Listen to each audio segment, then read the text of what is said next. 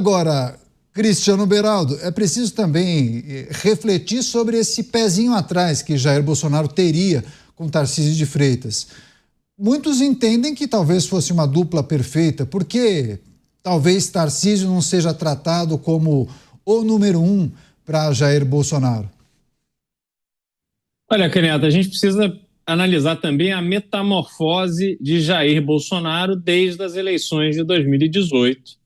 em que ele foi reconhecido como um representante daquele espírito que havia no Brasil, em razão da Lava Jato, em razão dos movimentos de rua contra o governo de Dilma Rousseff, que culminaram no impeachment de Dilma Rousseff,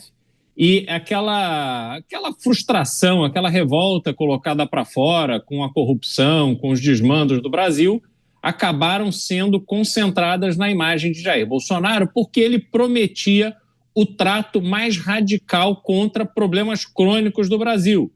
a violência, a corrupção e etc. Quando ele assume, nós acompanhamos um processo que foi ali se alternando entre declarações duras e recuos nessas declarações. A gente teve, primeiro, a chegada do Centrão ao poder, com a justificativa de que, se o Centrão não fizesse parte do governo, o governo nada poderia fazer. Mas a gente precisa lembrar que Jair Bolsonaro foi parlamentar por 28 anos, então ele sabia exatamente como era a dinâmica que existia ali em Brasília. Mas, enfim, teve que fazer aquilo que todos fazem, que foi trazer o Centrão para dentro do governo. Depois, a sua briga com o Supremo Tribunal Federal e com o ministro Alexandre de Moraes, que foi ali simbolizada por ataques e recusos, até que ficou simbolizado de forma máxima naquele discurso na Avenida Paulista, em que ele afirmava que não mais cumpriria ordens vinda do ministro Alexandre de Moraes, para no dia seguinte, Michel Temer ter que pegar um avião da FAB e ir até Brasília, a pedido do então presidente Jair Bolsonaro, para fazer ali hastear a bandeira branca entre Jair Bolsonaro e Alexandre de Moraes. Agora, Jair Bolsonaro já dá declarações abertas e sem absolutamente nenhum constrangimento, reconhecendo que errou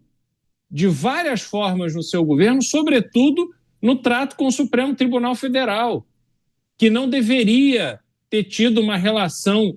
belicosa com o Supremo Tribunal Federal, que deveria ter sido mais respeitoso com os ministros. Reconheceu que não deveria ter levado militares para o governo, justamente os militares que ele tratava como sendo a fonte daquela mão de obra da burocracia, do Poder Executivo, a prova de corrupção. Agora ele já reconhece que foi um erro. Então ele se torna simplesmente um político comum. O discurso dele, para os que observam sem tanta paixão, o discurso dele vai se perdendo. E quando esse discurso mais radical de enfrentamento da violência, de enfrentamento a esse desequilíbrio institucional que existe no Brasil, de enfrentamento à corrupção e por aí vai, quando isso vai se perdendo, aí a gente tem que se perguntar quem representa mais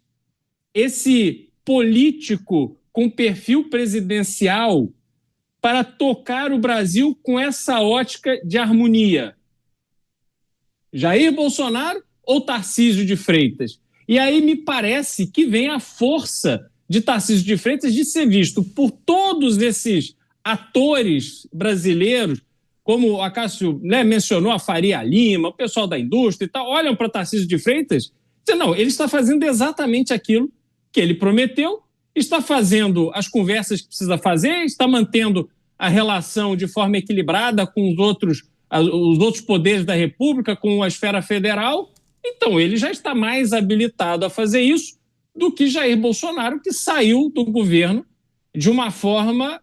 fragilizada e agora está enfrentando esse processo no Supremo Tribunal Federal, do qual ele dificilmente sairá sem cicatrizes muito profundas, porque há claramente uma determinação da Procuradoria-Geral da República e dos próprios ministros em causar muito dano a Jair Bolsonaro nesse processo. Então, Renato, por esse cenário todo, me parece que Tarcísio de Freitas, sem dúvida nenhuma, é um nome que faz mais sentido.